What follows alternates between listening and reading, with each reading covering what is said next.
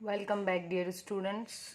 आज की वीडियो में हम बात करने वाले हैं डेटा स्ट्रक्चर में जो हैशिंग होती है उसके बारे में। ठीक है, तो आप कंफ्यूज नहीं होना है क्योंकि डीबीएमएस में भी हैशिंग होती है ना। तो यहाँ हम जो बात करने वाले हैं वो है आपकी डेटा स्ट्रक्चर की हैशिंग। तो हैशिंग जो है ये एक टेक्निक होती है जब भी हमको बहुत सारे मान लो वैल्यूज़ को सेव करवाना है। ठीक है, तो जब डेटा को सेव करवाना है और हम चाहते हैं कि जब हम उस डेटा को एक्सेस करने की कोशिश करें तो बहुत एफिशिएंटली उसको हम ढूंढ पाएँ। जैसे बहुत लार्ज अमाउंट ऑफ डेटा है, ठीक है, बहुत पूरी एक लिस्ट है डेटा की, तो मान लो उसमें उसके कॉलम्स बने हुए हैं, बहुत सारी रोज हैं। ठीक है, तो अब हम चाह रहे हैं इस डेटा को यदि सर्च करें हम बहुत सारे डेटा में से, तो डायरेक्ट कुछ ऐसा मैकेनिज्म हो जो आपको यहीं पर ले आए डायरेक्ट। इससे क्या होगा, टाइम कम लगेगा, एफिशिएंसी बढ़ जाएगी। तो उसके लिए जो है हम हैशिंग को यूज़ करते हैं। तो ये क्या करती है, ये किसी भी स्पेसिफिक एलिमेंट या ऑब्जेक्ट को यूनिकली आइडेंटिफाई करने का काम करती है। कहाँ पर से, जब एक ग्रुप है पूरा, उसमें एक जैसा डेटा रखा हुआ है, एक जैसे ऑब्जेक्ट्स हैं। जैसे अगर मान लो स्टूडेंट, बहुत सारे स्टूडेंट के रोल नंबर्स लिखे हुए हैं, अब किसी एक पर्टिकुलर रोल नंबर को सर्च करना है, तो यदि हम उसको ढूंढेंगे तो हम क्या करेंगे, यूज़ हैशिंग। ठीक है, जैसे यहाँ पर एग्जाम्पल में भी दिया हुआ है, each student is assigned a unique roll number that can be use to retrieve their information. तो यदि किसी बच्चे की कोई इन्फॉर्मेशन चाहिए हमको, तो हम डायरेक्ट उसके रोल नंबर से उस बच्चे को डिटेल्स को फाइंड कर सकते हैं। ठीक है, तो अब हैशिंग में हम देखेंगे कि किस तरीके से हम किसी एलिमेंट को सर्च करते हैं। आइए देखते हैं। अब ऐसे केसेस जहाँ पर कीज़ या वैल्यूज़, की का मतलब क्या है, इंडेक्स, और वैल्यू मतलब डेटा, तो वो इतना ज़्यादा बड़ा होता है जो वैल्यूज़ होती हैं कि हम उसको डायरेक्टली यूज़ नहीं कर सकते एज ए इंडेक्स। जैसे आपकी बुक में एक इंडेक्स होता है ना, उससे हम क्या करते हैं, पेज नंबर देख के डायरेक्ट उसी पेज पर जाते हैं। अगर इंडेक्स नहीं होता तो क्या करना पड़ता, हम पेजेस पलटते रहते और नेक्स्ट पेज पर जाते। ठीक है, जब तक हमको टॉपिक नहीं मिल जाता हम कंटिन्यूसली सर्च करते रहते हैं। बट इंडेक्सिंग से क्या हो जाता है, हम डायरेक्ट उस पेज पर जाते हैं। तो जब इंडेक्सिंग जो है डायरेक्टली नहीं मिल पाए जहाँ पर, तो वहाँ हम क्या यूज़ करते हैं, हैशिंग को। तो हैशिंग में जो भी कीज़ होती हैं उनको, मान लो वैल्यूज़ यदि बड़ी हैं, उनकी इंडेक्स नंबर बड़े हैं, तो उसको छोटे में कन्वर्ट किया जाता है। किसको यूज़ करके, हैश फंक्शन को। मान लो यदि वैल्यू थी 2000 या 2 लाख है, तो इट मे बी पॉसिबल कि हम उसको 20 या 200 या किसी ऐसे नंबर में कन्वर्ट करें जो छोटा नंबर हो, और हम उसके थ्रू डायरेक्टली उसको क्या कर पाए, एक्सेस। तो जिसके थ्रू हम ये छोटा नंबर जनरेट करेंगे उस फंक्शन को कहते हैं हैश फंक्शन। ठीक है, ये क्या करता है, स्मॉलर वैल्यू को जनरेट करने में हेल्प करता है। The values are then stored in a data structure called hash table. तो अब एक हैश टेबल होती है, उसमें हम क्या करते हैं, इस वैल्यू को स्टोर करवा देते हैं। मान लो, देखते हैं हम आगे एग्जांपल, फिर आपको बताती हूँ मैं। तो ये जो हैश टेबल है, इसमें क्या होगा, आपको याद रखना है, हैशिंग में दो चीज़ें आ गई। एक हो गया आपका हैश फंक्शन और दूसरा हो गया हैश टेबल। हैश टेबल भी एक डेटा स्ट्रक्चर है। इसमें क्या रहता है, इसमें एक की रहती है, दूसरा वैल्यू रहती है। की इंडेक्स का काम करती है और वैल्यू जो आपकी एक्चुअल वैल्यू है।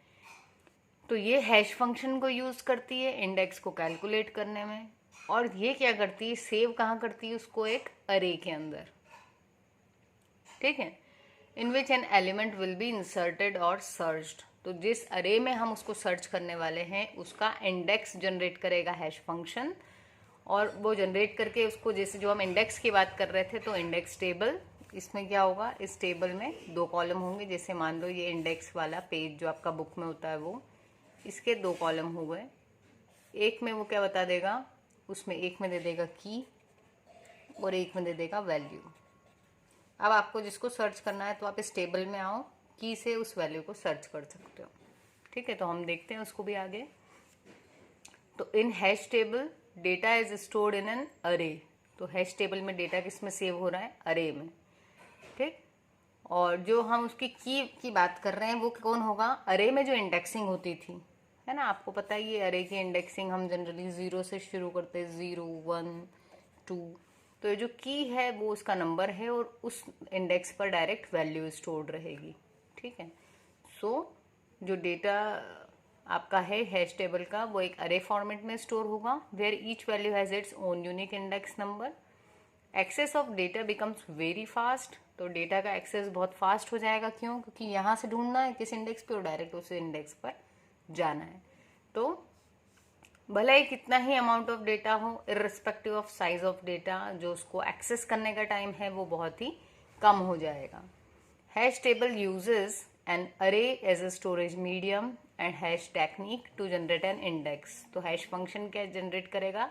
इस अरे का इंडेक्स, ठीक, और उस इंडेक्स पर क्या होगा? उस एलिमेंट को सेव किया जाएगा, स्टोर किया जाएगा।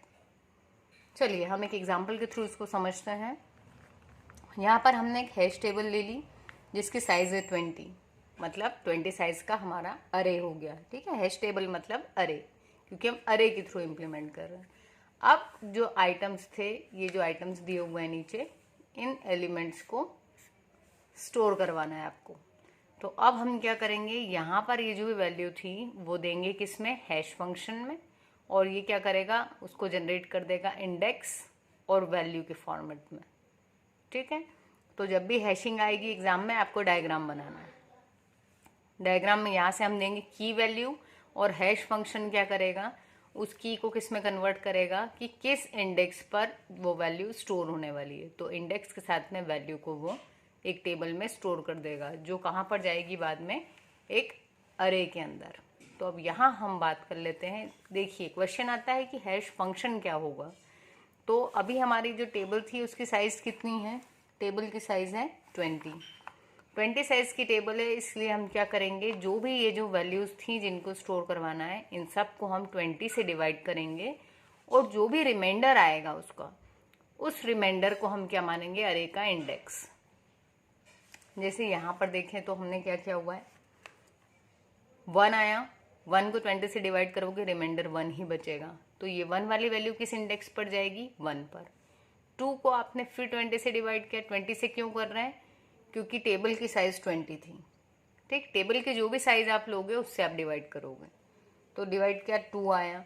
तो ये सब करते जब हम गए 42 के केस में भी 20 से डिवाइड करने पर रिमाइंडर आया 2, ठीक है। तो ये उसके इंडेक्सेस मिल गए हमको कि इस इंडेक्स पर ये वैल्यू स्टोर करनी चाहिए। अब एक आपका टॉपिक है इसी में नेक्स्ट, कोलिजन रिजोल्यूशन टेक्निक। तो कोलिजन कब आया ये देखो, यहाँ पर जब अरे में 1 इंडेक्स आया तो कोई प्रॉब्लम नहीं थी, नेक्स्ट में 2 आया तब भी कोई प्रॉब्लम नहीं थी, पर जब सेकेंड टाइम फिर से 2 आया तो 2 वाले इंडेक्स पे तो ये वाली वैल्यू आ चुकी थी। तो अब 42 कैसे रख सकते हैं हम? तो यहाँ पर जब एक ही इंडेक्स 2 वैल्यूज के लिए जनरेट हो जाता है तो उसको बोलते हैं कोलिजन, ठीक है।